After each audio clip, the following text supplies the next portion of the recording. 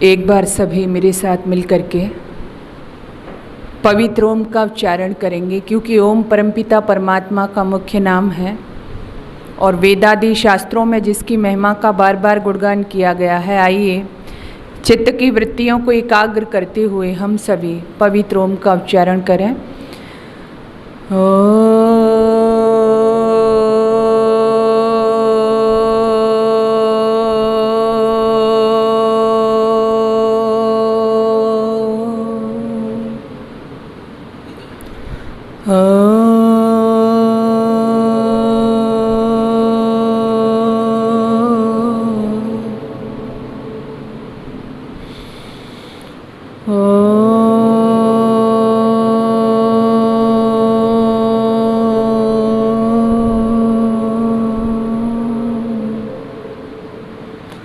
ॐ वेदाहमेतं पुरुषं महन्तम् आदित्यवर्णं तमसः परस्तात् तमेव विदित्वा ते मृत्युमेतिः नान्यः पन्था विद्यते अनाय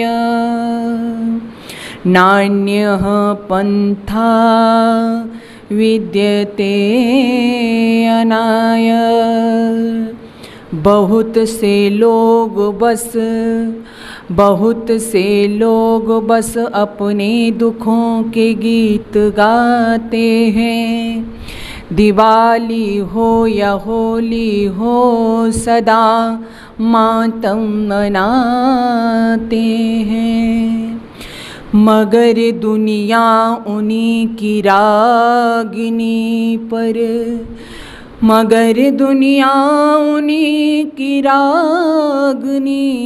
पर झूमती हरदम, कि जो जलती चिता पर बैठ कर वीणा बजाते हैं, कि जो जलती चिता पर बैठ कर वीणा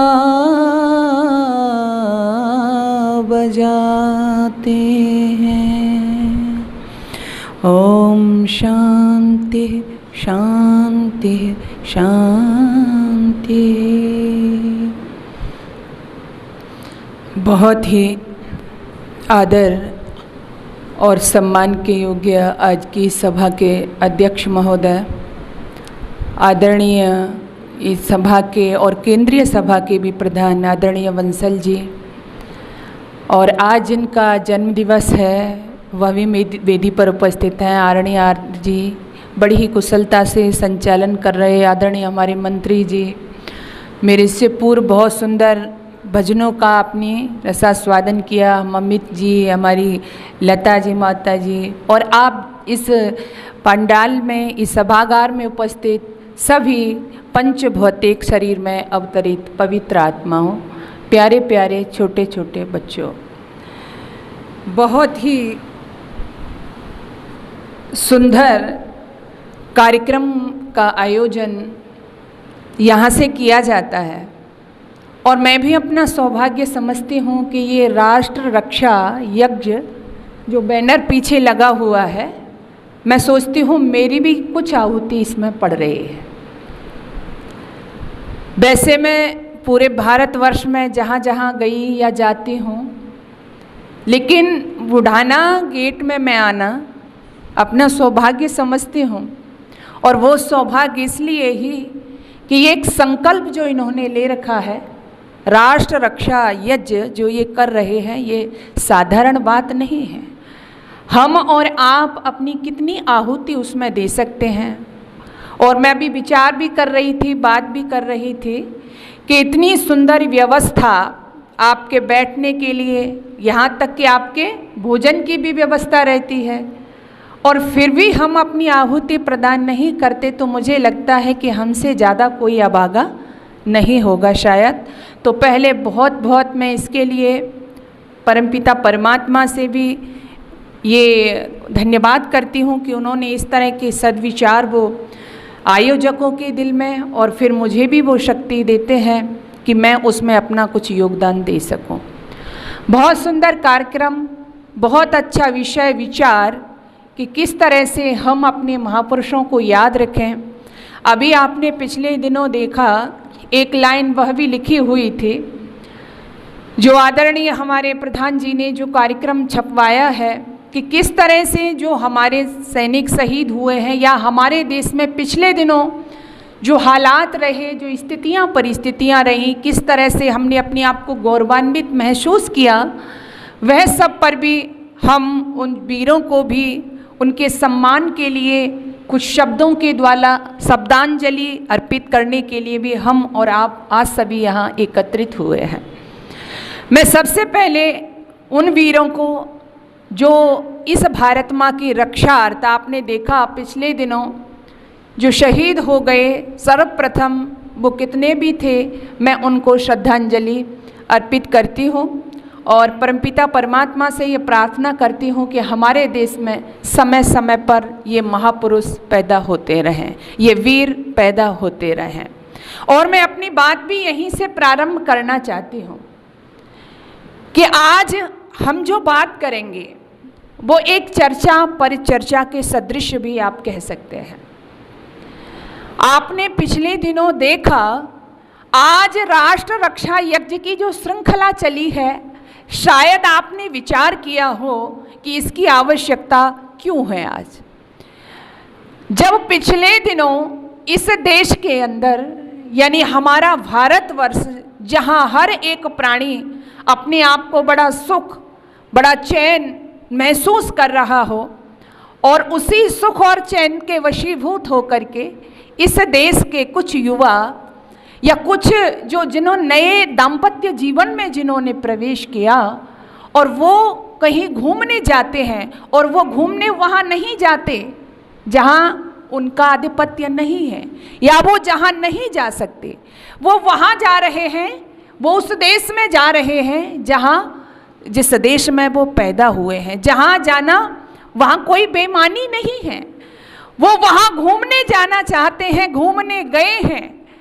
क्या उनके दिल में कभी सोचा आपने कि जो वहाँ पर गए युवा जिन्होंने सफल दाम्पत्य जीवन का सपना देखा होगा और वो वहाँ जाकर के एक सुख की अनुभूति करने के लिए जो गए हों और वहाँ से उनका शव आया हो, जिस आंगन में जिनके बच्चे अभी विवाह समाप्त करके खुशी खुशी जिन्होंने भेज दिए हों और उस माता पिता के बच्चे शव के रूप में वहाँ आए, लथपथ रूप में वहाँ आए, तो शायद उनका दुख और दर्द मापने के लिए मेरे और आपके पास कोई पैमाना नहीं है। लेकिन मैं आपसे कहना चाहती हूँ कि ये सब वहाँ पर हुआ या ये सब होता रहता है। आपको पता है ना, पहलगाम में जो हमला हुआ वो नया था क्या? बताइए, कोई नया था क्या?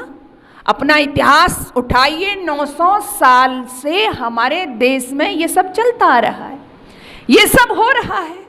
तो यहाँ तो क्यों? क्योंकि भारत जैसी अच्छी धर्मशाला लोगों को मिल ही नहीं सकती। इससे अच्छा धर्मशाला कहाँ है? कैसे भी आओ।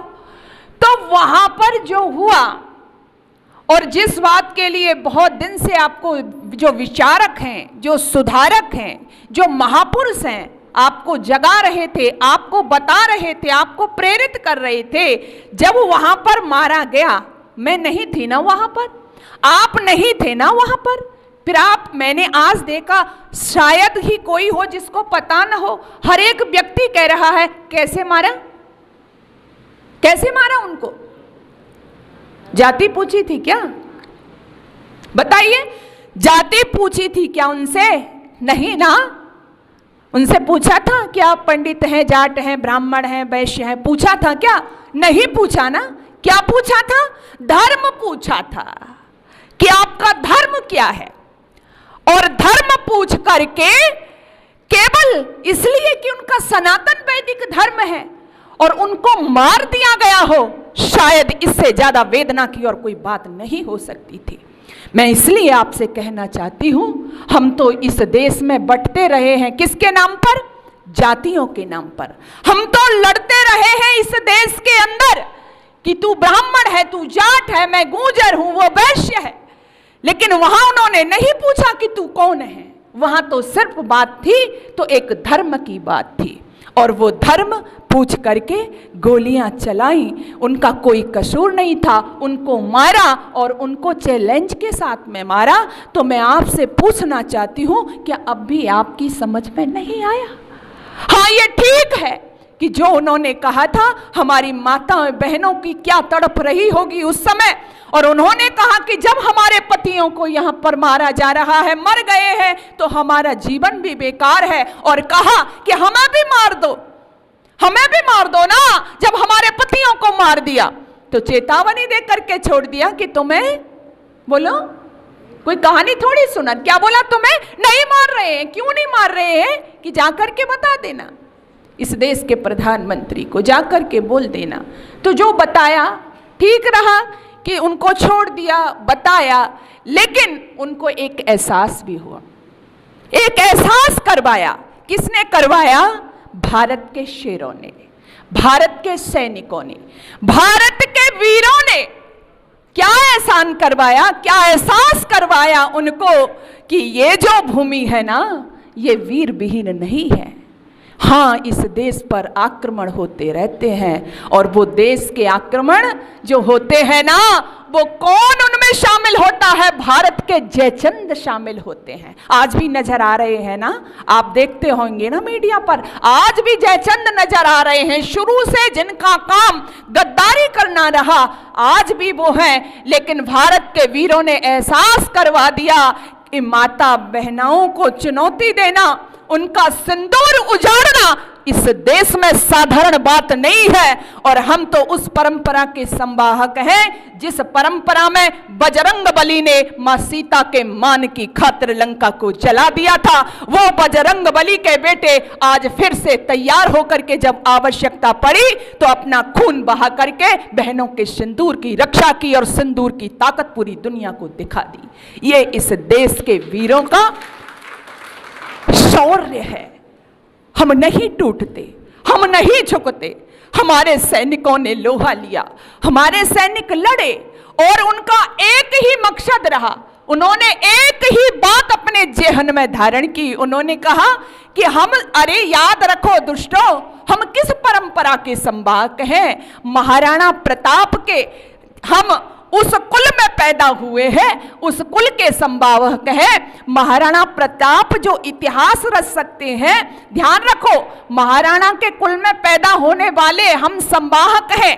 गांधी के बंदर मत समझो, गांधी के बंदर मत समझो, हम थप्पड़ जड़ सकते हैं। महाराणा के कुल में पैदा हुए हैं, हम इतिहास रच सकते हैं।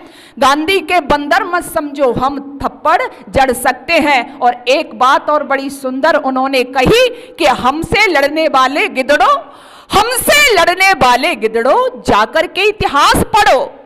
जो चुनौती दे रहे थे ना, हमसे लड़ने वाले गिदड़ों, जाकर के इतिहास पढ़ो। गौरा बादल के बेटे हैं, गौरा बादल के बेटे हैं, ये धड़ से भी लड़ सकते हैं। गौरा बादल के बेटे हैं, ये धड़ से भी लड़ सकते हैं। इस चेतना के साथ में, इस आह्वान के साथ में वो वीर लड़े और हमने कामयाबी भी पाई।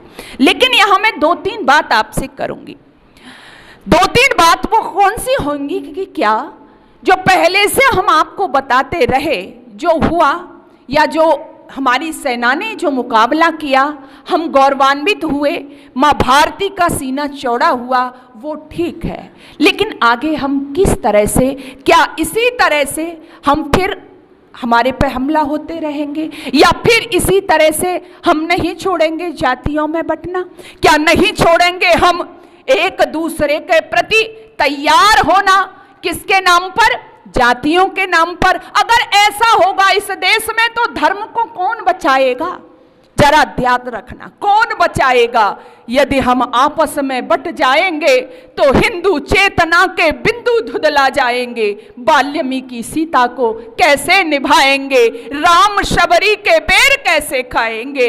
हरिजन सवर्ण पिछड़ों के ये नाते, जिन्हें तोड़ने की जो साजिश रचाते, उन्हें धूल में हम मिलाकर रहेंगे, उन्हें धूल में हम मिलाकर रहेंगे, उन्हें धूल में हम मिलाकर रहेंगे। लेकिन मैं सोच रही थी कि वहां तो आपके बच्चों से या बड़ों से उन्होंने कहा कि कलमा पढ़ना आता है तो पढ़ के सुनाओ, लेकिन मेरे मन में एक विचार आया कि अगर शायद वहां ये भी कहा जाता, शायद मैं अपनी बात कह रही हूं, वहां उनसे ये भी कहा जाता कि गायत्री मंत्र पढ़ के सुनाओ। अगर कह दिया जाता गायत्री मंत्र सुनाओ पढ़ के, मेरे और आपके शायद कितने बच्चे ऐसे होते, कितने युवा ऐसे होते, या कोई वेद का मंत्र सुना दो, कितने बच्चे होते वो सुना पाते। ये भी तो विचार करो, कितने बच्चे हैं, क्यों नहीं होते, क्यों नहीं होते बताओ ना। क्योंकि हम उनको सिखाते नहीं हैं। हमने क्या सीखा, या भाषण के लिए नहीं, हम विचारों के लिए बैठे हैं। अगर कहा जाता कि कोई वेद का मंत्र सुना दो, कोई श्लोक सुना दो, तो आपके बच्चे सुना पाते। कलमा की बात छोड़ दो, उनकी मैं नहीं जा रही, सुना पाते आपके बच्चे। क्यों नहीं सुना पाते? क्योंकि हमने उनको सिखाया नहीं है। और ये दुनिया का आश्चर्य है, आप किसी भी मुसलमान से जाकर के पूछ लो, वो कुरान के विषय में जानता है, कुरान को पढ़ता है, और हो सकता है एक दो कलमा भी आपको सुना दे। आप किसी भी ईसाई से पूछ लो, वो बाइबल को पढ़ता है, उसके विषय में जानता है, कुछ बता दे आपको। लेकिन शायद, लगा रही हूं मैं, शायद ही इस देश में जो हिंदू हैं, 1-2% को छोड़ करके शायद ही कोई वेद के विषय में जानता हो, शायद ही कोई वेद का मंत्र जानता हो, शायद कोई ये जानता हो कि वेद क्या होता है, शायद कोई ये जानता हो कि वेद के नाम क्या है, वेद की संख्या क्या है। क्यों नहीं जानते? वेद को नहीं जानोगे, अपने धर्म ग्रंथ को नहीं जानोगे, तो धर्म की रक्षा होगी? बताइए, धर्म की रक्षा कैसे करोगे जब तुम्हें पता ही नहीं है? एक श्लोक आता है, धर्म एव हतो हन्ति धर्मो रक्षति रक्षतः। जो धर्म को मार देता है, धर्म उसे मार देता है, और जो धर्म की रक्षा करता है, धर्म उसकी रक्षा करता है। हमारा धर्म कैसे सुरक्षित रहेगा? हम कैसे सुरक्षित रख पाएंगे अपने धर्म को? कभी विचार किया है आपने? यहाँ पर हम जो एकत्रित होते हैं, इस विचार के लिए होते हैं, हमारा धर्म क्या है। अपने बच्चों को समझाओ, इस घटना से अवगत कराओ।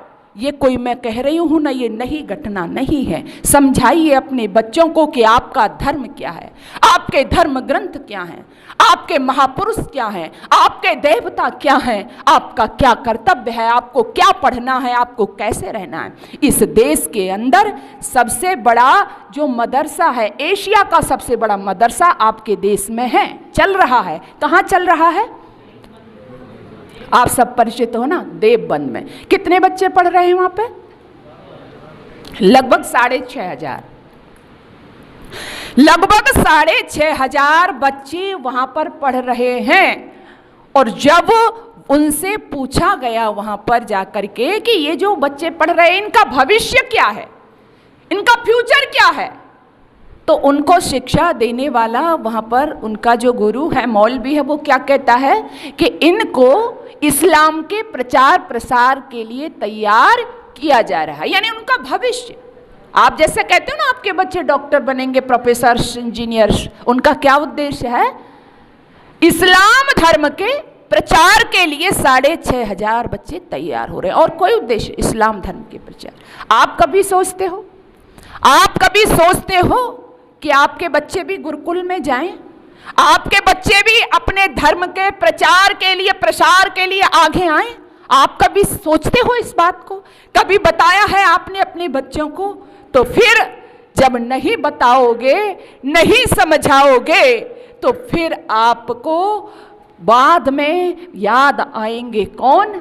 वो पीछे फोटो लगा है सावरकर की याद आएगी, आपको बाद में श्रद्धानंद की याद आएगी, आपको बाद में लेखराम की याद आएगी, आप आपको बाद में राजपाल जी की याद आएगी, लेकिन उस समय बहुत देर हो चुकी होगी, उस समय बहुत देर हो चुकी होगी। इसलिए समय रहते फिर मैं आपसे कह रही हूं कि ये कार्यक्रम इसलिए होते हैं, जाग जाओ। अगर तुम सोते रहे, अगर तुम खामोश रहे तो घोर अंधेरा छाएगा। यदि तुम खामोश रहे तो घोर अंधेरा छाएगा। आग लगेगी हर बस्ती में, याद दयानंद आएगा। आग लगेगी हर बस्ती में, याद दयानंद आएगा। क्यों आएगा? सोचते काश हमने मान लिया होता, हमारी स्थिति वो हो गई है, बाकी तो सब ठीक है। कहते हैं ना कि पंचों की बात सिर माथे, लेकिन पानी का जो पाइप होता है वो जहां लगाना है वहीं लगेगा। एक बार ऐसा हुआ कि एक गांव में एक कुआं था, उस गांव में उस कुएं में एक कुतिया गिर गई, वो सड़ गई कुतिया। अब लोग इकट्ठा हुए कि इस कुएं में कुतिया सड़ गई, कुतिया मर गई, क्या किया जाए? तो पंडित जी के पास गए। हमारे जो देश में है लोग हैं पंडित जी पे ज़्यादा भरोसा करते हैं। पंडित जी के पास गए, जाकर के कहा कि पंडित जी ऐसे ऐसे गांव के कुएं में कुतिया गिर गई है, क्या किया जाए? तो पंडित जी ने कहा कि उसमें गंगा जल डालो, गुलाब जल डालो, तो आपका जो पानी शुद्ध होगा। अब वो सारे लोग इकट्ठा होके पंडित जी की बात सुनी, पहुंच गए, गंगा जल ले गए, गुलाब जल ले गए, सब डाला, लेकिन उसमें से जो बदबू थी वो तो वैसी ही आ रही थी। दोबारा से सोचा इसमें तो कोई समाधान नहीं हुआ, तो फिर से पंडित जी के पास आए और पंडित जी के पास आकर के कहा, पंडित जी उससे तो कोई लाभ नहीं हुआ कि तुमने गंगा जल डाला था। बोले गंगा जल, गुलाब जल, इत्र सब डाला हमने, लेकिन उसमें से दुर्गंध आना कम नहीं हुई। पंडित जी ने कहा, अच्छा ये बताओ कि जो कुतिया सड़ रही थी उसको निकाल लिया था क्या उसमें से? बोले वो तो हमने निकाली ही नहीं। पंडित जी ने कहा कि जब तुमने वो सड़ी हुई कुतिया नहीं निकाली तो कितना भी गंगा जल, गुलाब जल डालो, उसमें से दुर्गंध जाने वाली नहीं है। ठीक वैसे ही हिंदुओं, आज हमारे दिल में जो क्या है, जातिवाद की जो कुतिया सड़ रही है ना, जब तक उसको नहीं निकालोगे, कितना पूजा करो, कितना पाठ करो, कितना धर्म का जयकारा लगाओ, तुम्हारे धर्म की रक्षा होने वाली नहीं है। इसलिए हमें इससे बाहर निकलना होगा, इससे बाहर आना होगा। जब तक हम एक झंडे के नीचे, एक धर्म के नीचे, सत्य सनातन वैदिक धर्म को नहीं मानेंगे, तब तक हम ऐसे ही लुटते रहेंगे, कुटते रहेंगे, पिटते रहेंगे। इसलिए हमारा बाहर आना बहुत जरूरी है। इस विचारधारा ने क्या किया है? दूसरी बात जो मैं आपसे कहना चाहती हूँ, कई बार मुझसे लोग कहते हैं, कई जो सोशल साइट पर कोई मेरी वीडियो पहुँच जाती है, तो कई कहते हैं कि बहन जी आप तो वैसा भी बात करती हैं, आपका जो मंच है सद्भावना की बात करता है, भाईचारे की बात होनी चाहिए आपके मन से, लेकिन ये जो बात करते हैं थोड़ा सा समझ में नहीं आता, क्योंकि इस देश में दो तरह के लोग हैं। एक वो हैं जिनका सेकुलर का चश्मा चढ़ा हुआ है। मैं आपसे एक बात कहना चाहती हूँ कि जो हमारी विचारधारा है, जिसके साथ हम बढ़ रहे हैं, वो क्या है? क्या है हमारी विचारधारा? हम तो यही गाते हैं ना, अभी आचार्य जी ने सुबह यज्ञ कराया, क्या बोले हम? सर्वे भवन्तु सुखिनः, सर्वे सन्तु निरामया, सर्वे भद्राण पश्यन्तु मां कश्चित् दुःखभाग् भवेत्। इससे सुंदर भावना हो सकती है? हमारी वैदिक संस्कृति की इतनी सुंदर भावना, वहां हमने ये नहीं कहा कि केवल हिंदू का कल्याण हो, केवल मुसलमान का कल्याण ना हो या उसका हो, ऐसा तो हमने नहीं कहा ना। हमने तो सर्वे भवन्तु, लेकिन आप तो सर्वे भवन्तु की कामना कर रहे हो। आप तो क्या कह रहे हो कि संगच्छध्वम संवदध्वम संभो मनांसि जानता। ठीक है, हमें करना चाहिए, हमारी संस्कृति है, लेकिन उधर क्या सिखाया जा रहा है? उधर क्या सिखाया जा रहा है? उनका टारगेट एक ही है, जिनको आप भाई कह रहे हो। मैं बहुत आपसे वो बात कहना चाहती हूँ कि जो शायद बहुत समय पहले हिंदुस्तान के एक एक व्यक्ति को समझ लेनी चाहिए थी। वो क्या सीख रहे हैं उनके बच्चे, जो 6,500, केवल एक मदरसा नहीं है जो मैं बात कर रही थी, वो तो मैं एशिया का सबसे बड़ा बता रही हूँ आपसे। उसमें वो बच्चे क्या सीख रहे हैं? उसमें उन बच्चों को सर्वे भवंतु नहीं सिखाया जा रहा, ये नहीं सिखाया जा रहा कि सबका कल्याण, ना, उनको क्या सिखाया जा रहा है कि केवल मोहम्मद साहब एक लक्ष्य दे करके गए हैं कि पूरा जहां तुम रहते हो, जहां तुम्हें रहना है, केवल एक धर्म नजर आना चाहिए जिसको वो धर्म कहते हैं। कौन सा धर्म? इस्लाम धर्म। इसके अलावा जो भी है, चाहे वो हिंदू है, चाहे वो जैन है, चाहे वो ईसाई है, चाहे वो बौद्ध है, वो क्या है? वो काफर है। और काफर जहां मिले उसका कत्ल करो, उसको मारो, उसको रहने को कोई जगह नहीं है। तो एक और तो वह पाठ हो रहा है, एक और तो बच्चों में वह भावना डाली जा रही है। तो वह बच्चे, आप सर्वे भवंतु गाते रहिए, आप संगत सद्वम गाते रहिए, लेकिन वो आपको भाई नहीं, जो पीछे वाला शब्द है ना, जब जब मौका मिलेगा वो आपको चारा बनाने से पीछे नहीं हटेंगे। इसलिए यहाँ भड़काने वाली बात नहीं होती। मुझे बहुत पुराने कवि दुष्यंत कुमार की 4 लाइनें याद आ रही हैं। अरे हो गई है पीर, हो गई है पीर, ये सब देखते हुए, ये सब सुनते हुए, मेरी उम्र बहुत ज़्यादा नहीं हुई, आप मेरे से बड़े लोग यहाँ पर बैठे हुए हैं, आपने मेरे से ज़्यादा दुनिया देखी है, लेकिन मैंने जो पढ़ा, मैंने जो सुना और अब तक देखा भी, उस सब को देखते हुए देश पर समय समय पर क्या बीती, इसलिए मैं कहना चाहती हूँ, अरे हो गई है पीर, पर्वत सी पिघलनी चाहिए, इस हिमालय से कोई गंगा निकलनी चाहिए। सिर्फ हंगामा खड़ा करना मेरा मकसद नहीं, मेरी कोशिश है कि ये सूरत बदलनी चाहिए। अरे मेरे सीने में नहीं तो तेरे सीने में सही, हो कहीं तो आग, लेकिन आग जलनी चाहिए, हो कहीं तो आग। कौन सी आग? जो आदरणीय बंसल जी के दिल में लगी है। कौन सी आग? क्या जरूरत पड़ी है आज इन क्रांतिकारियों का जन्मदिन मनाने की, इनको याद करने की? आप लगाइए ना अपने दिलों में आग, अपने बच्चों के दिलों में आग। कैसी आग? देशभक्ति की आग, कैसी आग? राष्ट्र प्रेम की आग, कैसी आग? अपने धर्म और संस्कृति के प्रति मरने और मिटने की आग। देखिए, जब वो आग पैदा होगी आपके दिलों में, तो भारत माँ भारती गर्व से सीना चौड़ा करके चलने लगेगी। वो आग डालिए तो सही। क्या आप भूल गए कि ये किस विचारधारा के लोग हैं? ये वह विचारधारा है। मैं आपको जागने की बात कह रही हूं। जरा जहां भी मेरी बात गलत हो, आप मेरे से बाद में बात करना, मेरे को बताना, मेरे को पूछना। मैं आपसे खुद कह रही हूं, वह विचारधारा, कौन सी विचारधारा? जिस विचारधारा ने पृथ्वीराज चौहान को अंधा करके मारा। ध्यान देना, कौन सी विचारधारा? जिसने पृथ्वीराज चौहान को अंधा करके मारा, वह विचारधारा, वह विचारधारा जिसने अर्जुन देव को गर्म तवे पर बिठा करके और गर्म रेत से उनको खटका के मार दिया, वह विचारधारा। गुरु तेग बहादुर की किस तरह से हत्या की गई, आप सभी उससे परिचित होंगे। मती दास को लकड़ी के पाटों में बांधकर जिस तरह से आरे से चिरवाया, क्या भूल गए हो उसको? सती दास को क्या किया? जलते हुए जो कढ़ाई है, खोलते हुए तेल में उनको तलवा दिया गया। क्या भूल गए उस विचारधारा को? दयाला को रुई से लपेटकर आग लगा करके मार दिया गया। क्या भूल गए उसको?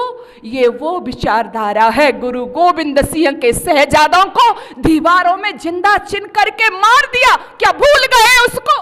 ये वो विचारधारा है। जरा विचार करो, आपके वीर बंदा बैरागी, बाबा बंदा बैरागी को पंजाब से लेकर दिल्ली तक चमड़ी उधेड़ करके उन पर जुल्म सहा और उनके इकलौते बेटे को मार करके उसका दिल निकाल करके बंदा के मुंह में ठूंस दिया गया, एक पुत्र का कलेजा बाप के मुंह में ठूंस दिया गया, यातनाएं दी उनको। ये वो विचारधारा है, ये वो विचारधारा है जिसने छत्रपति संभाजी को 60 दिनों तक घोर अत्याचार किया। अभी पिछले दिनों फिल्म आई ना, बच्चे बच्चे ने देखी, आंखों से आंसू बहने लगे क्योंकि उसको अपना इतिहास पता ही नहीं था। हृदय विदीर्ण हो गया, आंखें फोड़ दी गई, झुका नहीं, कितनी यातनाएं सही उन्होंने। वो विचारधारा है, ये वो विचारधारा है। 1990 में आपने कश्मीर में देखा, हिंदुओं के सर पर रोड मार मार करके मार दिया गया, ये वो विचारधारा है। अजय जडेजा को किस तरह से टॉर्चर किया गया, ये वो विचारधारा है। भूल रहे हो आप, सौरभ कालिया की नृशंस हत्या कर दी गई, ये वो विचारधारा है। फिर आप इनसे भाईचारे की बात कहते हो, ये भाईचारा निभाएंगे? आप अपना इतिहास पढ़ करके देखो, जिन्होंने आपने गाय माता कहा, इन्होंने गाय को काट करके खाया, आपके सामने खाया, यहां तक कि आपके खाद्य पदार्थों में भी मिलाने का प्रयास किया। ये वो विचारधारा है, ये वो विचारधारा है। जिन्होंने हमारी बहन बेटियों के साथ में अत्याचार किया, ये वो विचारधारा है। यह वो विचारधारा है हमारे छोटे छोटे मासूमों को जिन्होंने भाले पर टांग करके मार दिया गया, ये वो विचारधारा है। और हम क्या कर रहे हैं? मुझे आश्चर्य होता है, वाह हरी बाबली कौम, आज हम क्या कर रहे हैं? आज हम कर रहे हैं, हाँ किसी ने बता दिया तो अजमेर की कश्ती पर जाकर के, दरगाह पर जाकर के क्या करेंगे हम? चादर चढ़ाएंगे, पैसा चढ़ाएंगे। क्यों चढ़ाएंगे? एक बोले जी बहन जी मन्नतें पूरी होती है वहां से। ओह क्या सोच है तुम्हारी, जिन्होंने जीते जी अब तो कब्र में दब गए ना, जीते जी तुम्हारे दादा बाबाओं को मार दिया, तुम्हारी बहन बेटियों से अत्याचार किया, बलात्कार किया, तुम्हारे दूध मोहे बेटों को मार दिया, तुम्हारी गाय या मैया को काट दिया, वो अब तुम्हारी मन्नतें पूरा करेंगे? वो कभी नहीं कर सकते। और एक बात ध्यान से सुनना और बता देना सबको जाकर के, जो हिंदू है ना, चलती हुई सड़कों पे अगर कहीं मजार दरगाह कुछ भी दिखता है तो 1 रुपया तो ऐसे फेंक देता है जैसे कोई उसको फर्क नहीं पड़ा हो। लेकिन इन हरी चादरों पर फेंका हुआ आपका 1 रुपया आपके सफेद चादरों की व्यवस्था कर रहा है, यह मैं दावे के साथ आपसे कह रही हूं। बता देना आपका ये 1 रुपया व्यर्थ में नहीं जाना चाहिए। हमें जब समय है आज हमें जागृत होने की, हमें समय है आज पहचानने की। यदि हम इस तरह से ही बंटते रहे, हमारे सैनिक पीछे नहीं हटते, मैं ये भी कहना चाहती हूँ, नहीं हटते, जवाब देते हैं। हमारे सैनिकों पर जब माँ भारती पर आँच आती है, मैं उधर भी आपको शौर्य की कहानियाँ थोड़ा सा कहना चाहती हूँ, नहीं पीछे हटते हैं। जब हम पर संकट आया है, वीरों ने बलिदान दिए, लाखों ने वीरों ने मस्तक चढ़ा दिए, अपने प्राणों का दान दिया। कुछ को आरे से चिनवाया, कुछ को रुई में जलवाया, कुछ सूली ऊपर टांग दिए, कुछ गर्म तमों पर बदवाया। वो सूली ऊपर टंगे किंतु देखो तो सही उनका हौसला, वो सूली ऊपर टंगे किंतु निज सत्य धर्म से हटे नहीं। पुरजा कट गया किंतु मुगलों के आगे झुके नहीं, पुरजा कट गया किंतु मुगलों के आगे झुके नहीं। झुक सकते थे ना, जरा सी ही तो बात थी, लेकिन नहीं झुके। क्यों? क्योंकि चिंता किसकी थी उनको? देश की चिंता थी। चिंता किसकी थी उनको? आपकी चिंता थी। हमारी संस्कृति जो है, आगे वाली हमारी संतति, क्या भविष्य क्या होगा, इसकी उनको चिंता थी। इसलिए चाहे हम राणा प्रताप का नाम लें उधर से, जो घास की रोटी खा करके बन मारे फिरे, लेकिन नहीं झुके। झुक सकते थे ना, थोड़ा मान सिंह ने बहुत कहा था उनसे, बस थोड़ी सी बात है, ज्यादा नहीं, बस जाकर के मिल लो, लेकिन ठुकरा दिया था प्रस्ताव को। हम जो क्रांतिकारियों का नाम लेते हैं, क्या इनके कोई सपने नहीं थे? क्या ये नहीं जानते थे कि हम भी आराम से घर गृहस्थ बसाए भोगे? क्या जिनके ये बेटे थे उन माओं का सपना नहीं था कि हम अपने बच्चों की दुल्हन घर में लाएं? ऐसी कोई माँ हो सकती है? भगत सिंह की माँ ने सपना नहीं देखा था, चाहती थी बेटे की शादी। उधम सिंह की माँ ने सपना नहीं देखा था, चाहती थी बेटे की शादी। सुभाष चंद्र बोस की माँ ने सपना नहीं देखा था, सपने सबने देखे थे। लेकिन मैं फिर वही कहूंगी कि घर गृहस्थ से ज्यादा उनके सामने उस समय कोई था तो क्या था? वो देश था, वो राष्ट्र था, वो धर्म था, वो संस्कृति थी। लेकिन यदि उनको पता होता कि हम जातियों में बट कर के लड़ मर जाएंगे तो शायद वो सोचते, कई बार सोचते। तो इसलिए आइए हमारा सबसे पहले यहाँ एकत्रित होना। हम क्या करेंगे? सबसे पहले क्या कहेंगे? हमारा धर्म क्या है? क्या है हमारा धर्म? सनातन वैदिक धर्म है। हमारा आर्य नाम है। हम एक देव के उपासक हैं। यदि हम एकता के सूत्र में बंध करके काम करेंगे तो दुनिया की कोई ताकत हमको हराने वाली नहीं है। लेकिन मैं फिर वही बात कहना चाहती हूँ, अभी आप देख रहे हो ना टेलीविजन पर, आपने देखा होगा, इस देश में हमेशा से किसने धोखा दिया? किसने दिया? अपनों ने। हमें अपनों ने मारा, गैरों में कहाँ दम था? हमें अपनों ने मारा, गैरों में कहाँ दम था? मेरी नाव वहां डूबी जहां पानी बहुत कम था। हमेशा से इस देश के साथ में यही, यदि हमें सावधान रहना है तो किससे? अपने घर में छिपे हुए जयचंदों से। खतरा देश में हमारे अपनों से ही है। आपने देखा ना आज क्या करते हैं लोग? ये बहुत, आप कह रहे हो ना अभी इनकी संख्या इतनी नहीं है, लेकिन फिर भी आप सीए का कानून लाते हो तो पास नहीं होने देते। ये तो एनआरआई को पास नहीं होने देते।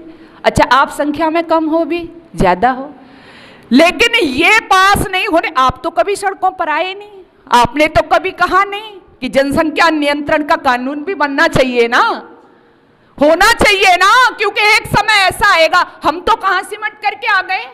पहले एक नारा था क्या? हम दो हमारे दो। अब मेरे बड़े दादा बाबा लोग बैठे हैं और मैं भी अपनी दादी, अपने बाबा, जो मैंने पुराना देखा तो हमारे घरों में 6-6, 7-7 संतानें थी, है ना, आज भी। और मैंने देखा कि सारे ही लोग बड़े अच्छे, ऐसा नहीं है कि सब भूखे मर रहे, नहीं, खूब अच्छा कमा रहे हैं, अच्छा खा रहे हैं, अच्छा परिवार है। लेकिन उसको तो पीछे छोड़ो, धीरे धीरे जो हमारी मानसिकता बनी, क्या हम दो हमारे दो, फिर हम दो हमारा एक। और अब तो वही है जो पीछे हमारे आदरणीय साहब कह रहे हैं। क्या हो गया? हो जाएगा, हो रहा है। कैसे फिर हम करेंगे? कैसे करेंगे हम? ये भी सही बात कह रहे हैं।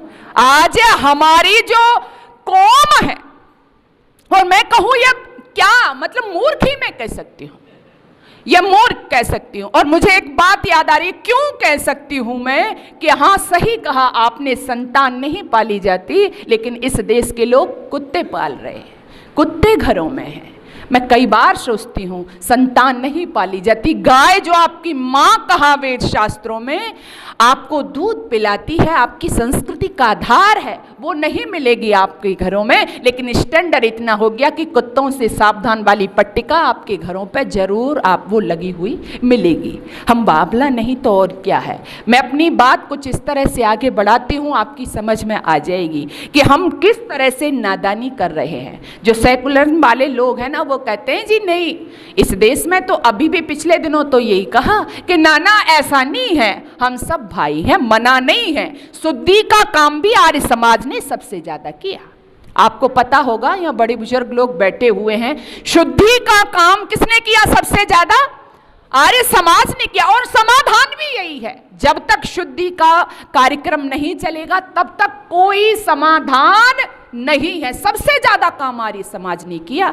लेखराम का जो बलिदान हुआ, छुरा पेट में मार दिया गया, उन्होंने क्या किया? शुद्धि का काम किया था। इकलौता बेटा घर में बीमार था, लेकिन पता चल गया कि कुछ लाल विधर्मियों की गोद में जाने वाले हैं, छोड़ करके चल दिए थे। जाकर के पहुंचे और जिस ट्रेन में सवार थे, ट्रेन आगे वाले स्टेशन पर रुकने वाली थी और उनको पीछे वाले स्टेशन पर जाना था। बस ट्रेन से कूद पड़े थे, लहूलुहान अवस्था में हो गए थे और पहुंचे वहां पर जहां पर वो काम चल रहा था, हमारे भाइयों को दूसरे धर्म में बदला जा रहा था। जाकर के रोका, अपने भाइयों को बचाया। जब वहां पर संदेश पहुंचा कि तुम्हारा इकलौता बेटा दम तोड़ चुका है, तोड़ गया है, इस दुनिया में नहीं रहा, तो वो लेखराम क्या कहते हैं कि क्या हुआ, मेरा इकलौता चला गया, मैंने सैकड़ों लाल इसमा भारती के बचा लिए हैं। ऐसे ऐसे बलिदान इस देश में हुए और क्या हुआ, उनकी एक मुसलमान द्वारा छुरा पेट में घोंप करके हत्या कर दी गई। इन बलिदानों के सहारे हम जीवित हैं। यहाँ आपको मनोरंजन के लिए नहीं बुलाया जाता। स्वामी श्रद्धानंद ने शुद्धि का काम किया, लेकिन मैं देख रही हूं कि जिसने ये काम किया उसको मार दिया गया, उसको नहीं बख्शा इन जालिमों ने। तो ये कभी आपके होने वाले नहीं है। और वही बात मैं एक दृष्टांत से आपको और अच्छी तरह से समझ में आए। आज जो हिंदू अपने आप को कह रहा है उसकी स्थिति क्या है। आप जितने भी यहाँ लोग हो, इससे कोई फर्क नहीं पड़ता। मैं ये भी बात साथ में कहती चलूँ, मैं आदरणीय बंसल जी से मैं बस यही साधुवाद देती हुए कह सकती हूँ कि यहाँ 2, 4, 6, 10 जो भी उस संख्या से फर्क नहीं पड़ता। क्यों नहीं पड़ता? क्योंकि मैं एक बात अक्सर कहा करती हूँ कि नाव जर्जर ही सही लहरों से टकराती तो है।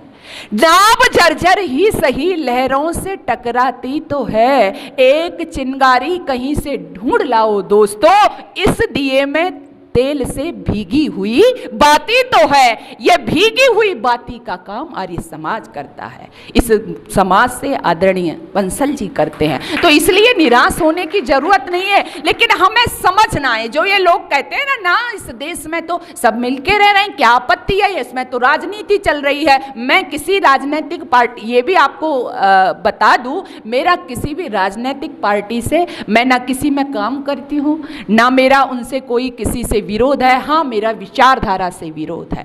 मैं किसी की एजेंट नहीं हूँ, जैसे बहुत से लोग कहते हैं ये तो उस विचार, ना ऐसा कुछ नहीं है। मैं स्वतंत्र काम करती हूँ। लेकिन मैं आपसे कहना चाहती हूँ कि समझो आज स्थिति क्या है। जंगल में शेर रहता है और जंगल का शेर क्या होता है आपको पता है? राजा होता है। एक बार उस शेर को क्या किया, उस शेर को लोमड़ी मिल गई। वो शिकार कर रहा था, देख रहा था, लोमड़ी मिली। अब लोमड़ी को जब उसने पकड़ लिया शेर ने, तो उसने शिकार बनाना चाहा, खाना चाहा। आपको पता ही है लोमड़ी कैसी होती है, बहुत चालाक होती है। तो लोमड़ी ने निवेदन किया कि मुझे मत खाइए। तो शेर ने कहा कि मुझे तो आवश्यकता है कि मैं आपके बहुत अच्छा भोजन का प्रबंध करूंगी, तुम्हारे लिए मैं अभी प्रबंध कर देती हूँ, मुझे छोड़ दीजिए। शेर ने बात मान ली। शेर ने कहा ठीक है। अब लोमड़ी निकल पड़ी। जैसे ही लोमड़ी निकली तो उसी जंगल में एक बहुत सादा भोला भाला उसको प्राणी मिला। कौन हो सकता है वो? गधा। कौन? गधा। उसको गधा मिल गया। लोमड़ी ने कहा अरे भैया बड़े सही समय पर मिले हो तुम। बोला गधा ने क्या बात है दीदी? तो लोमड़ी ने कहा कि ऐसे ऐसे इस जंगल का जो राजा है वो अपना राज अब किसी और को देना चाहता है, आपको देने के लिए वो तैयार है, बड़ा स्वर्णिम अवसर है, इसलिए तुम मेरे साथ चलो। गधा ने कहा कि कैसे मान लूं? कि नहीं बिल्कुल मेरी बात पे यकीन करो, आपको राज मिलेगा। अब गधा उस लोमड़ी की बातों में आ गया। लोमड़ी उसको फंसा करके अपनी बातों में और शेर के पास में ले गई। शेर भूखा था। अब जैसे ही उसके पास में गधा पहुंचा तो शेर ने उस पर आक्रमण किया, उसको खाना चाहा। लेकिन जैसे ही शेर ने आक्रमण किया, गधे ने कुछ इस तरह की कलाकारी दिखाई कि वो उससे बच गया और भाग गया। लेकिन भाग तो गया, भागते भागते शेर के मुंह में उसके 2 कान आ गए, यानी उसके कान उसने काट लिए और गधा भाग गया। अब गधा भाग गया तो लोमड़ी फिर उसके पीछे पीछे चल दी। अब फिर पीछे पहुंची। गधे ने दौड़ते दौड़ते बहुत दूर जा करके थोड़ी राहत की सांस ली, बैठा, तभी लोमड़ी फिर पहुंच गई। तो लोमड़ी ने कहा कि अरे तुम तो बिल्कुल बेवकूफ हो। गधे ने कहा कि मैं तो जैसे तैसे अपनी जान बचा करके आया हूं, तुम कह रही हो बेवकूफ हो, मरवा दिया अभी तुमने मुझे, बच गया वो तो। लोमड़ी बोली कि बेवकूफ नहीं हो, अच्छे खासे राजा बनने वाले थे। उसने कहा कि राजा बनने वाला था, तुम जब ये कह रही हो तो मेरे कान क्यों काट लिए, वो तो मुझे खाने वाला था शेर। लोमड़ी बोली यही तो तुम समझे नहीं, ये जो उसने कान काटे हैं ना वो इसलिए काटे थे कि तुम्हें मुकुट पहनाता तो तुम्हारे कान नहीं अड़ते उसमें, इसलिए तुम्हारे कान उसने काट लिए हैं, तुमने तो स्वर्णिम अवसर खो दिया, चलिए अब दोबारा से चलिए। मैंने कहा ना गधा बड़ा भोला था। लोमड़ी ने फिर अपनी बातों में फंसा लिया, बोले अब चलिए, अब के पक्का राजा बनोगे। फिर ले आई उसको शेर के पास में। शेर से तो अभी मौका ही चूक गया था ना। शेर ने फिर हमला किया, और फिर हमला किया तो शेर ने बड़ी उसको सावधानी से अपनी गिरफ्त में लिया, लेकिन गिरफ्त में तो लिया, जैसे ही उसकी पूंछ हाथ में आई तो पूंछ उसने उखाड़ ली, लेकिन गधा अब की बार भी बोलो बच गया।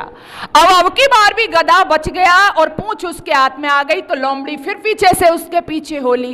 गधा ने बहुत दूर जाकर के राहत की सांस ली कि अब के तो मैं बिल्कुल बच गया, नहीं मरी गया होता। लोमड़ी फिर पहुंच गई, बोली तुम तो बड़े बेकार हो।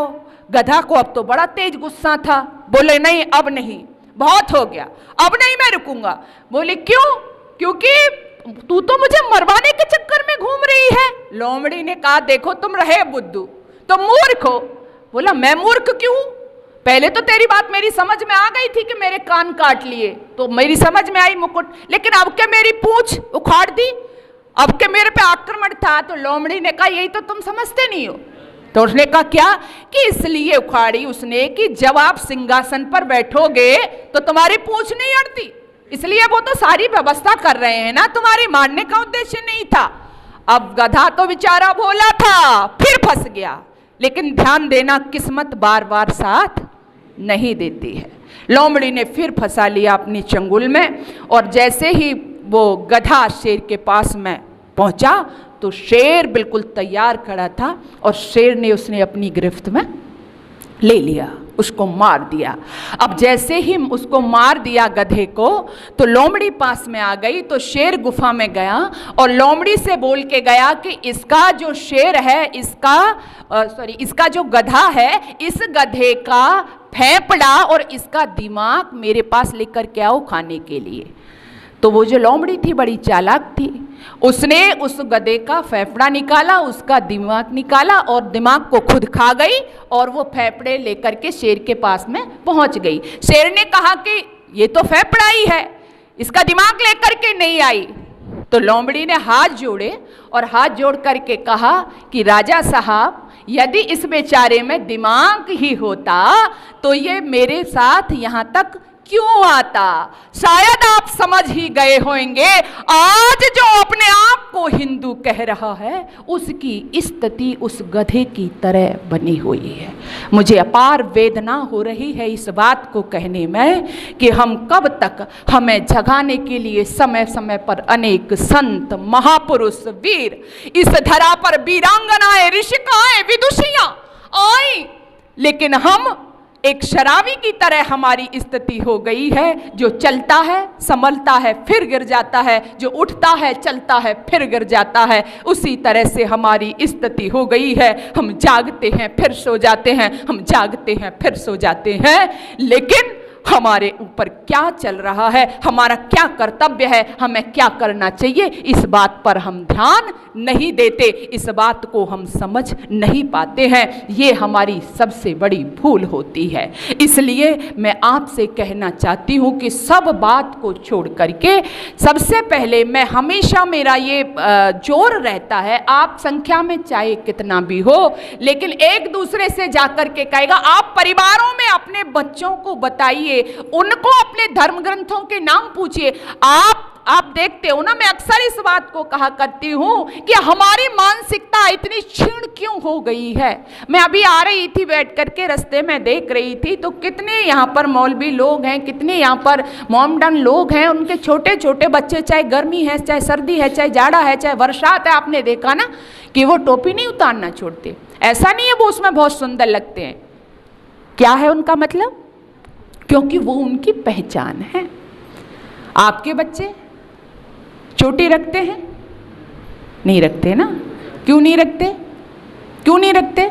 बहुत से बच्चे तो इसलिए नहीं रखते, माता पिता तो सिखाया ही नहीं। दूसरा, स्कूल में उनको क्या किया जाता है? दूसरे बच्चे परेशान करते हैं। मैंने बहुतों के समस्या सुनी है। बोले दूसरे बच्चे परेशान करते। अच्छा, वो बच्चे भी तो किसी माँ बाप के हैं, वो भी तो आपके ही हैं, वो भी तो हिंदू भाई बहनों के भी हैं। उनको क्यों नहीं पता चोटी की महत्ता? कभी आपने यज्ञोपवीत संस्कार करवाया अपने बच्चों को? कभी पहनवाया आपने? आपसे मतलब इस हिंदू जाति ने ये जनेऊ पहनना केवल धागा लटकाना नहीं था, ये चोटी रखना केवल कुछ बाल छोड़ना नहीं था। ये चोटी रखना, ये यज्ञोपवीत पहनना, ये यज्ञ करना, अपने धर्म ग्रंथों के बारे में समझना, ये हमारी वैदिक संस्कृति का हिस्सा थे। और ये वो थे, ये यहाँ पर लड़ मरते थे लोग। हकीकत राय कोई बहुत बड़ा बच्चा नहीं था, 12 वर्ष का बच्चा था। और मुसलमानों ने केवल ये कहा था कि अपना जनेऊ हमें दे दे, चोटी को कटवा ले। साफ मना कर दिया था कि अपनी जान दे सकता हूं लेकिन चोटी और जनेऊ नहीं दे सकता। कहां से आई थी ये बात? किसने सिखाई थी अपने देश और धर्म के प्रति ये दीवानगी उनको घर से मिली थी, माता पिता ने सिखलाई थी। तो इसलिए आइए आज हम फिर से संगठित होकर के, और सबसे पहला कार्य हमें क्या करना है? मैं कहती हूँ ठीक है, समाज की चिंता, राष्ट्र की चिंता, लेकिन सबसे पहले हमारा दायित्व क्या है? ये जरूरी तो नहीं है अभी युद्ध हुआ तो आपकी भूमिका क्या रही? आप सेना में जाकर के लड़े, आपने दुश्मन पर गोले दागे, आपने मिसाइलें छोड़ी, आपने ग्रेनेड कुछ भी नहीं किया ना। क्यों? क्योंकि आपकी भूमिका क्या है? फिर वो काम किसने किया? वो सैनिकों ने किया। तो जो जिस काम के लिए निमित्त आपका कार्य क्या है, आप जहां भी हो, जिस अवस्था में हो, जिस पद पर हो, जिस जगह पर हो, आप वहीं से देश के प्रति कार्य कर सकते हो। इसके लिए सेना में जाने की जरूरत नहीं है। अगर आप अपने घरों में अपने बच्चों को अच्छे संस्कार दे पाए, माँ भारती के प्रति उनमें निष्ठा लगन जगा पाए, अपने देशभक्तों के प्रति उनमें सच्ची श्रद्धा बैठा पाए, यदि अपने धर्म ग्रंथों से परिचित कराया, यदि ईश्वर के विषय में बताया, यदि अपनी सभ्यता और संस्कार उनको सिखाया, तो आप सबसे बड़े देशभक्त हैं। देशभक्ति के लिए मैंने कहा ना, देशभक्ति का पैमाना अलग होता है। यदि मैं शिक्षक हूँ, मैं विद्यालय में जाती हूँ, महाविद्यालय में जाती हूँ, तो मेरा देशभक्ति क्या है कि मैं समय से जाऊँ, अच्छी शिक्षा दूँ बच्चों को, अच्छे बच्चे तैयार करूँ, देश धर्म के प्रति जिसमें टीस हो, लगन हो, तड़प हो, श्रेष्ठ नागरिक बने, ये मेरा दायित्व है। यदि आप डॉक्टर हो तो अच्छी तरह से सेवा करिएगा, अपनी धर्म और निष्ठा के साथ में पेशेंट का इलाज करिएगा। ये आपकी सबसे बड़ी क्या है? देशभक्ति है। तो आप जहां हो, जिस अवस्था में हो, वहां से काम करना शुरू करिए, तो निराश होने की जरूरत नहीं है। ये तो हमारा देश शुरू से ही मैं तो कहा करती हूँ, यहाँ तो समय समय पर बहुत लंबी श्रृंखला है, और उसी श्रृंखला के अंतर्गत मैं कुछ बातें कहूंगी अभी आपसे। जो पीछे फोटो आपने लगा हुआ देखा है, ये फोटो किनका है? वीर सावरकर। अच्छा, आपकी बात नहीं है, आप जब इनका नाम लेंगे तो एक अलग ही राजनीति और भूचाल आ जाता है इस देश में। किसका नाम से? वीर सावरकर के नाम से। जब वीर सावरकर का नाम आता है तो कुछ तो इस पर राजनीति ही करना शुरू कर देते हैं, और तब मेरे हृदय में अपार वेदना होती है कि वो सावरकर, बस थोड़ी सी चर्चा मैं आपसे करना चाहती हूँ। सावरकर थे क्या? मैं क्रांतिकारियों को जिस समय पढ़ती हूँ तो मुझे लगता है कि आज शायद हम घरों में बैठ करके जो इतने सुख और आराम की नींद ले रहे हैं, अगर वो क्रांतिकारियों ने अपना बलिदान न दिया होता तो आज हम इस अवस्था में नहीं होते। तो मैं आज बात करूंगी सावरकर की, वो सावरकर जिसको काले पानी की सजा मिल चुकी थी। काले पानी की सजा दे दी गई। अब काले पानी की सजा क्या होती है? काले पानी की सजा वह होती है कि जो अंडमान की काल कोठरियों में जिनको बंद कर दिया जाता है, अपने देश से बिल्कुल कनेक्शन काट दिया जाता है, बाहर की दुनिया से कनेक्शन काट दिया जाता था, और अंडमान की काल कोठरियों में उनको रखा गया। और वो कोठरी कैसी हुआ करती थी? बहुत छोटी कोठरियां और बहुत दुर्गंध युक्त। क्यों? क्योंकि वहां पर उनको शौच आदि की अलग से व्यवस्था नहीं थी, वहीं पर उनको मलमूत्र त्याग करना पड़ता था। देखना जरा जा करके, विचार करना, एक छोटी सी कोठरी, वहीं पे उनको मलमूत्र त्याग करना पड़ता था, अपार गर्मी पड़ती थी, दुर्गंध आती थी, और उसी में एक कोलू की व्यवस्था थी। कैसा कोलू, उसमें नारियल का जो तेल है वो निकाला जाता था। और उस कोलू में, आप समझ रहे हो, कोलू में कौन चलता है? बैल चलाते थे ना पहले। लेकिन उस कोलू में कौन तेल निकालता था? वो हमारे जो क्रांतिकारी थे, वीर सावरकर जो थे, उसमें उनको जोता जाता था।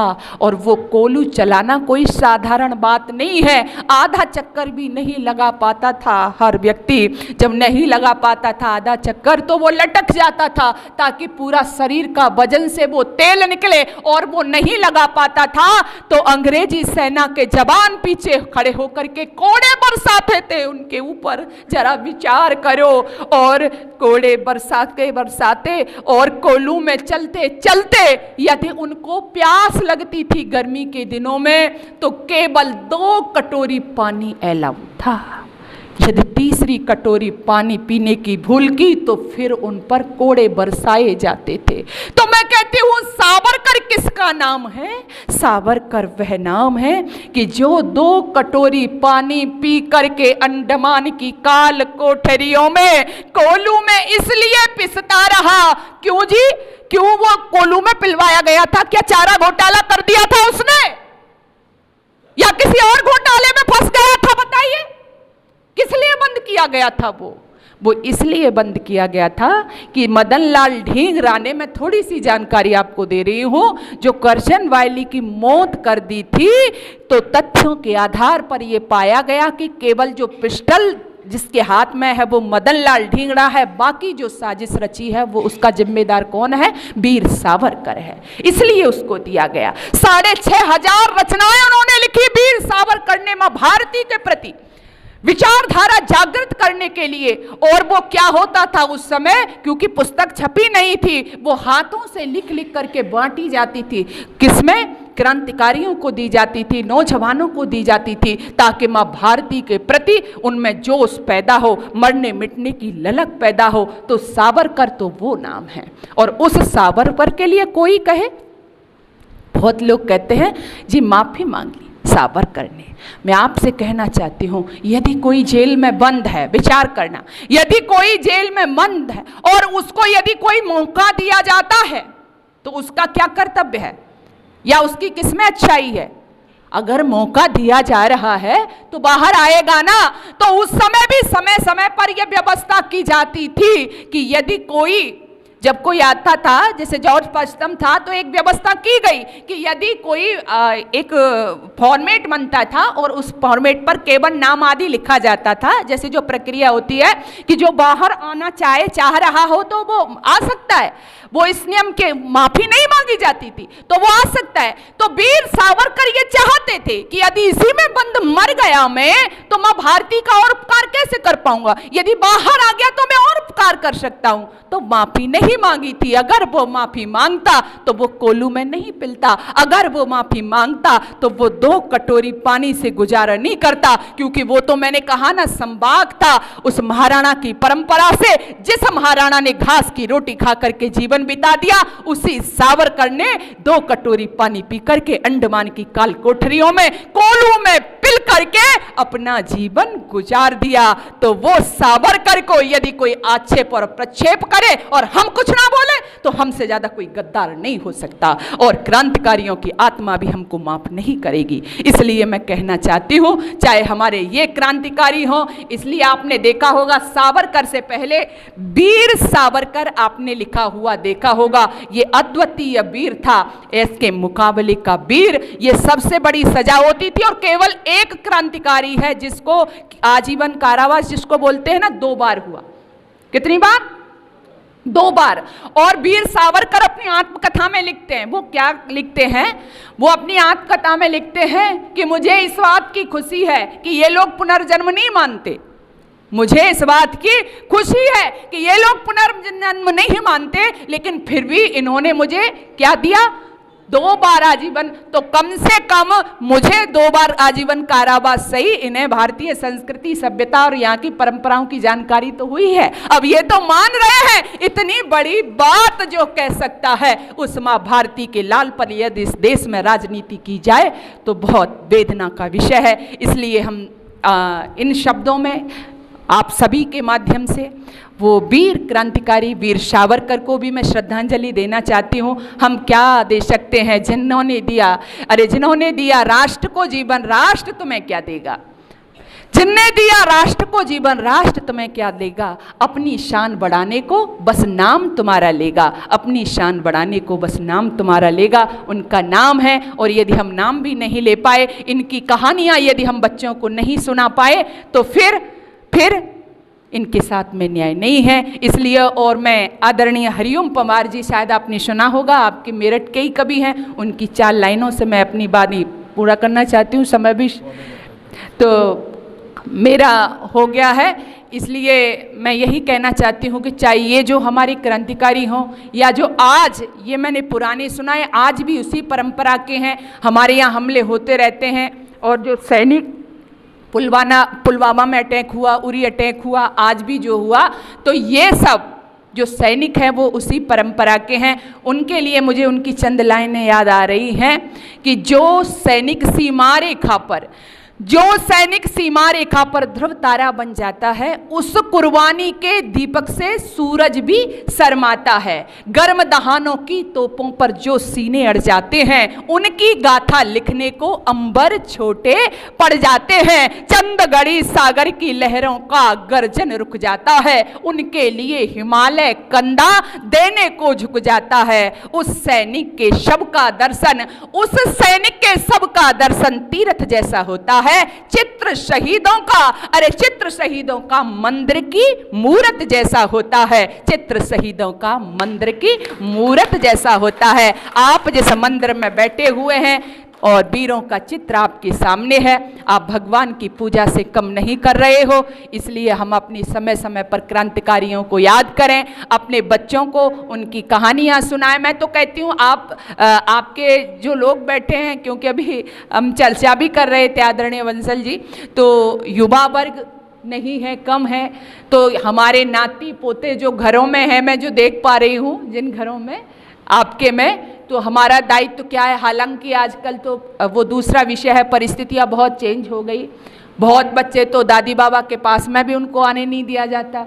तो हमारा दायित्व क्या है कि मैंने कहा ना, हम जहाँ से कर सकते हैं, अपने जो आपके पोते हैं, आपके जो बच्चे हैं, वो पढ़ रहे हैं, जो भी कर रहे हैं, ठीक है, लेकिन जब आपके पास बैठते हैं, शाम में बैठते हैं, आप सुलाते हैं, बिठाते हैं, तो कम से कम थोड़ी बहुत एक दो करके अपने जो क्रांतिकारी हैं, देश के लिए जो जिन्होंने बलिदान दे दिया, उनके विषय में उनको सुनाइए, उनको जागृत करिए, उनको बताइए, ताकि वो समझ सकें। यदि ऐसा नहीं किया ना तुमने, आज इस देश के बच्चे, मैं कई बार वेदना व्यक्त करती हूँ कि काश वो वीर सावरकर को पढ़ रहे होते, वो काश उन्होंने भगत सिंह को पढ़ा होता। आज जो ये उलाला के चक्कर में छोटे छोटे बच्चे पड़े हैं, काश वो सैनिकों के शौर्य भरे गाने गा रहे होते, काश वो सैनिकों का तेज ओज तेजस्विता उनके अंदर आ रही होती, तो देश एक महान संतति को पाकर के इतरा उठता। तो आइए, आज भी मैं कहती हूँ, फिर से जिम्मेदारी हमारी है, हम फिर करेंगे। बच्चों को तैयार करिए, नहीं तो ये होगा कि आप पढ़ा रहे हैं, जरा सी कामयाबी मिल गई, ये टूल जाएंगे, जरा सी कामयाबी मिल गई, ये टूल जाएंगे, ये दौलत और शोहरत के नशे में झूल जाएंगे। अगर बच्चों को आज़ादी के तराने ना सुनाए तो क्या होगा? अगर बच्चों को आज़ादी के किस्से ना सुनाए तो हनी सिंह याद रख लेंगे, भगत सिंह भूल जाएंगे। हनी सिंह याद रख लेंगे, भगत सिंह भूल जाएंगे, और उस समय मैंने कहा ना कि फिर हमें पछताने के सिवा और कोई समय नहीं होगा। इसलिए मैंने एक आपको उदाहरण दिया, किस्मत हमेशा साथ नहीं देती। जिस तरह से शेर के शिकार में वो गधा, आखिरकार कई बार शेर ने मौका दिया, लेकिन जब गधा आ ही गया तो फिर किस्मत साथ नहीं देती। ठीक वही स्थिति हमारी भी बनी हुई है। जाइएगा, घर में बैठ कर के सोच विचार करिएगा। आप जितने लोग बैठे हैं, मुझे लग रहा है कि आप सबकी समझ में ये बात है, लेकिन हमारा दायित्व तो यही है कि हम उसको आगे पहुंचाएं, अपने घरों में पहुंचाएं, अपने समाज में, मोहल्ले में, और देश धर्म के प्रति हम अपने आप को तो करें, साथ में अपने अड़ोस पड़ोस में भी। हम ऐसे नहीं, हमको मतलब क्या है, ऐसे ही हो रहा है ना, आज ऐसे हो रहा है ना, लेकिन जब पड़ोसी के घर में आग लगी है ना, बताओ, पड़ोसी के घर में आग लगी है तो बच जाओगे क्या? बहुत सुंदर बात आर्य जी कह रहे हैं, अगर पड़ोसी के घर में तपने चिंगारी भी आएगी। और बस मैं चंद बात कह करके पीछे हट रही हूं। आज हंसने का विषय नहीं, मनोरंजन का विषय नहीं, बस आज विचारधारा का विषय है। बस आप जाकर के मेरी इन बातों पर विचार करना। 500 साल पहले आपने, इतिहास के आधार पर कह रही हूं, 500 साल पहले आपने हिंदू कुश को छोड़ दिया, वहां से छोड़ करके भाग आए। 400 साल पहले आपने अफगानिस्तान को छोड़ दिया, उसको छोड़ करके आप भाग आए। 77 साल पहले आप पाकिस्तान को छोड़ करके भाग आए। 54 साल पहले आप बांग्लादेश को छोड़कर भाग आए। 34 साल पहले आप कश्मीर को छोड़ करके भाग आए। और अब छोड़ करके कहाँ जाओगे? आज बंगाल को छोड़कर भागने की तैयारी हो रही है। कब तक भागते रहोगे? इन प्रश्नों का जवाब घर जा करके पूछना। कब तक भागोगे? कब तक आपकी संतति भागेगी? संतति आप पर लानत करेगी कि मैं कहा करती हूँ दो काम होते हैं, एक इम्पोर्टेंट और दूसरा इमरजेंसी। इम्पोर्टेंट काम क्या होता है? मान लीजिए आपके घर में शादी है, विवाह है और आपकी माताजी बीमार पड़ गई, तो क्या करोगे आप? शादी करोगे या माताजी को हार्ट अटैक आ गया, माताजी को लेके जाओगे? बताओ।